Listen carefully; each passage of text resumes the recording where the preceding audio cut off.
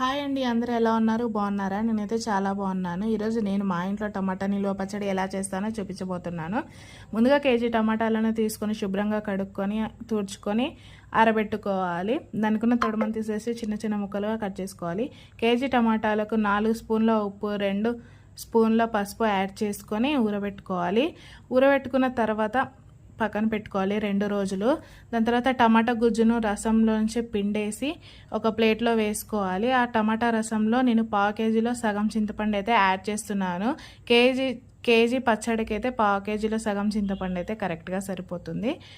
ఆ టమాటాలను తీసుకొని ఎండలో ఆరబెట్టాలి. ఆ చింతపండు ఏమో టమాటా రసంలో వేసి 2 రోజులు అట్లనే పెట్టాలి. ఒక గిన్నె తీసుకుని 2 స్పూన్ల మెంతులు, 2 స్పూన్ల జీలకర్ర వేసి ఫ్రై చేసుకోవాలి.